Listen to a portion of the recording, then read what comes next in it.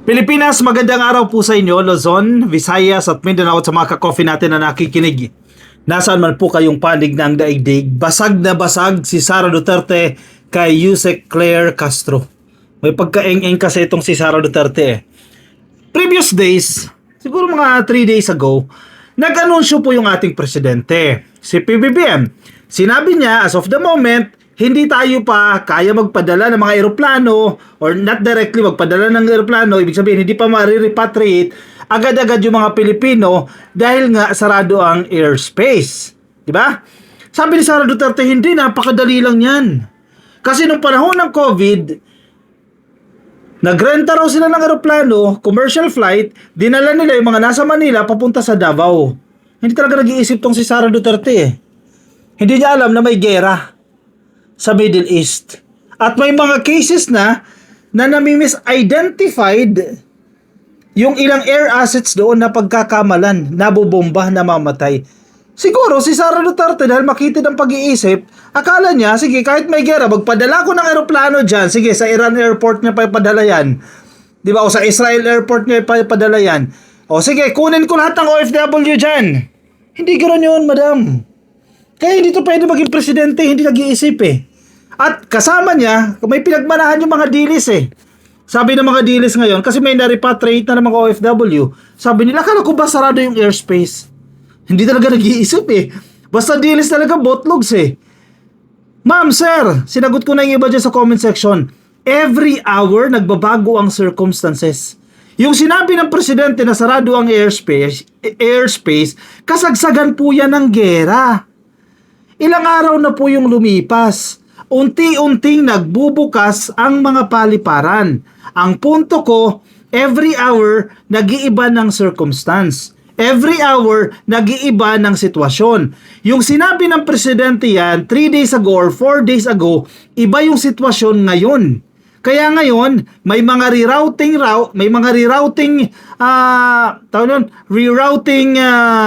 areas kung saan dumadaan o kung saan kinukuha yung mga OFW. Kaya meron tayo mga nare-repatriate na dahil nag-iba na nga po ang sitwasyon. Hindi naiintindi ng mga dilis yan kahit anong paliwanag natin dyan. Kaya basag na basag kayo. Manang-mana kayo kay Sara Duterte na hindi nag-iisip.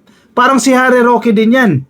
Pinost pa ni Harry Roque yung screenshot na yung United Arab Emirates daw nakapag-repatriate na ng kanilang mga residente. Botlogs din eh, no? Kailan ba sinabi ng presidente yan na sarado yung airspace? 3 or 4 days ago. Kailan nag-repatriate yung UAE? Kahapon. Unang isang araw. Nag-iba na ng circumstance. Kung nag-iisip kayo ng tama o kaya basag na basag kayo. Hindi lang ito para kay Sara Duterte ha. Para din to sa ibang mga dilis. Yan. Ito yung sinasabi ni Yusek Claire Castro sa kanyang interview, no? Payang-paya si Sara dito eh. The government said that napakadaling magpadala ng aeroplano. He mentioned a friend na nakauwi daw from Dubai despite the airspace closure. She mentioned na ang dami daw na ayaw umuwi, allegedly dahil wala daw may bibigyan na trabaho ang BBM administration. Unang-una po siguro at yan ang problema po sa mga hindi nag-aaral at hindi nag-iisip at hindi na alam kung ano Wait lang. talaga. Kakaiba rin to si Auntie Claire eh. Si Yusek Claire eh. Wait lang, i-process ko lang ha. Kung di ba naman botlogs to si Sara Duterte, teka, dilim natin eh. Kung di ba naman botlogs to si Sara Duterte, ayaw daw umuwi ng mga Pilipino dahil walang maibigay na suporta ang gobyerno. Seryoso ka ba? Hindi ba nanonood ng balita? Ang OWA, ang Department of Migrant Workers, ang DSWD, sobrang excited nga ng mga yan eh. Salubungan yung mga OFW eh. Nauwi ng Pilipinas dahil maraming tulong, maraming suporta ang ibibigay sa kanila. Tapos sasabihin ni Sara Duterte, walang naibibigay itong BBM administration. O yan, tuloy. Hindi ka tuloy nag-aaral. Nasabihan ka tuloy ni Auntie Claire na hindi ka nag-aaral. Isa pa. Na ang dami daw na ayaw umuwi, allegedly dahil wala daw may bibigyan na trabaho ang BBM administration. Unang-una po siguro at yan ang problema po sa mga hindi nag-aaral at hindi nag-iisip at hindi na alam kung ano talaga ang programa ng gobyernong ito. Correct. Makapagsalita lamang para makakuha siguro ng mga views pero hindi po ito naaayon sa realidad. Hindi naaayon sa realidad. Yan si Sara Duterte. Kung magsalita, Hindi mo alam kung saan humuhugot. Anong planeta ba nang galing yan? Yung mga facts niya, saan ba galing yan? Hindi masyadong realistic. Actually, hindi masyado. Hindi talaga realistic. Diba? Siguro, hindi ko alam kung nasanay yan sa Davao style. Ganyan siguro na style nila dyan sa Davao. Malayong malayo sa realidad. Kailan ka ba naman nakakita na ikumpara mo yung gera sa COVID? Diba? Ang kalaban mo sa COVID, virus. Hindi sarado ang airspace. Ang gera, kalaban mo dyan, yung mga missiles.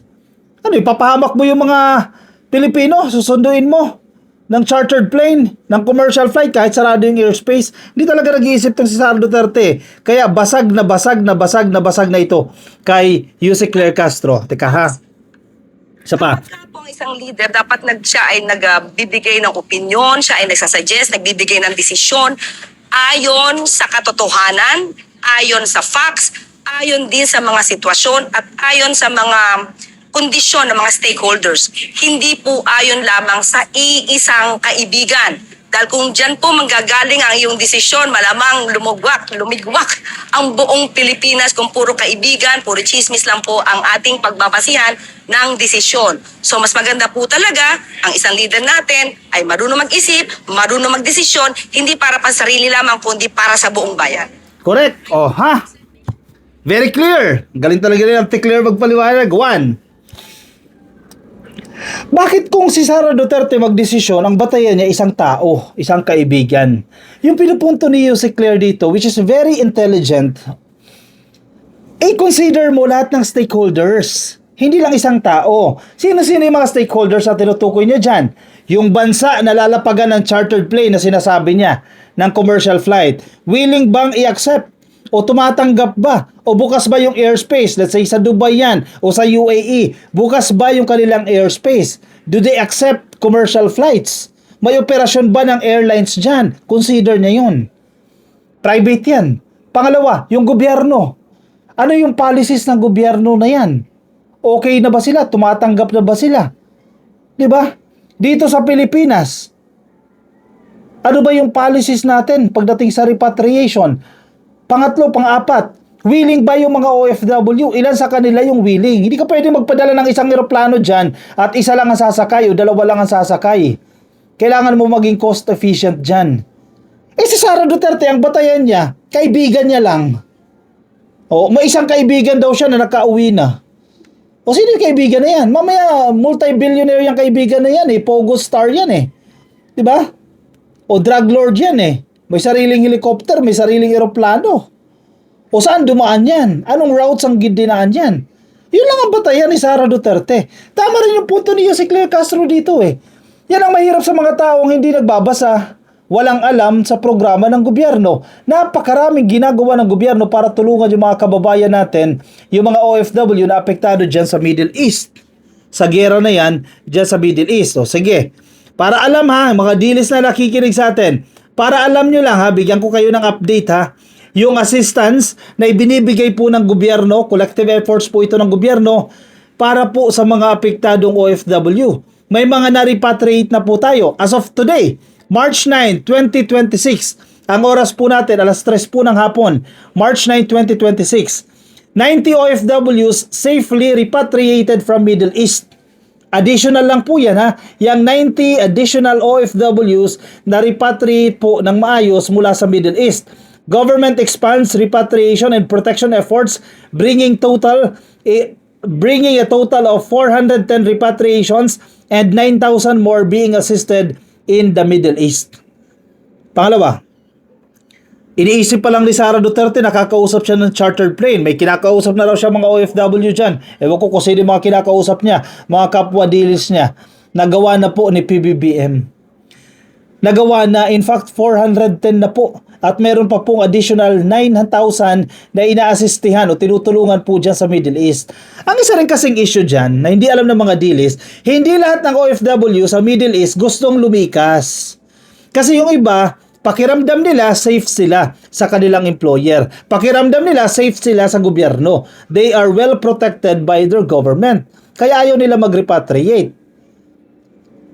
Yung iba, kinakailangan nila, bago lang ang kontrata, kailangan nilang tiisin. Kasi pag uwi sa Pilipinas, baka ayaw nila ng ganitong trabaho na i-offer ng gobyerno, di mananatili sila dyan. Yung iba, marami nagko-comment sa atin, marami nagme-message sa atin, maganda po yung kanilang sitwasyon doon as of the moment. At hindi mo pwedeng pwersahin yan. Kaya nga voluntary yung repatriation eh.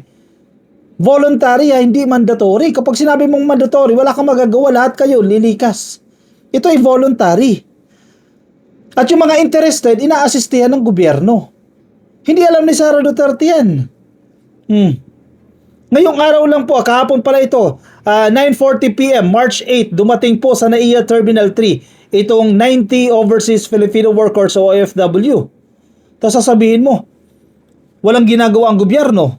Ang mga OFW nagre-reklamo kasi wala daw ginagawa. Doon po sa 90 passengers na yan, 33 po doon ay OFW at yung iba po ay dependents nila. Ay parte po yan ng first batch whose airfare was fully sponsored by the government through the DMW and OWA. Again, ulitin ko ha, fully sponsored by the government. Sinagot po ng gobyerno yung kanilang pamasahe sa eroplano. May mga nagko-comment, aware ako dyan, nabasa ko yan, nakita ko yan, nagko-comment sa post ng PCO. Hindi daw po sinagot ng gobyerno yung kanilang pamasahe. Yan po yung ilan sa mga delayed flights, sa mga canceled flights, may mga ticket na po yung mga yan. Na delay lang po sila ng biyahe. Malamang sa malamang, sagot nila yan. Sagot ng airlines yan. Na delay eh. At yung iba, karamihan dyan, hindi naman OFW. May ticket na talaga sila. Alam naman doble-doble may ticket na nga, sagutin pa ng gobyerno. Di ba? Pinapalabas sila, hindi raw sagot ng gobyerno yan. Oh, let's be clear, sabi ni Kakdak ha, ng DMW, 33 of them were sponsored by the DMW OWA. Many of the others still had their original tickets, had previous flights canceled or had bookings prior to the flight. In other words, they provided their own plane tickets. Para malinaw lang tayo, may existing plane tickets na yung ilan sa kanila. Canceled lang po yung kanilang flights. Magagamit pa po nila yung kanilang ticket. So wag nyo lang i-issue na yung iba nakarating ng Pilipinas, hindi sinagot ng gobyerno yung kanilang ticket. Bakit sasagutin ng gobyerno? Meron na ng ticket eh. Hindi nagdoble-doble na yan. Talagang di nag-iisip itong mga tao na ito. Oh.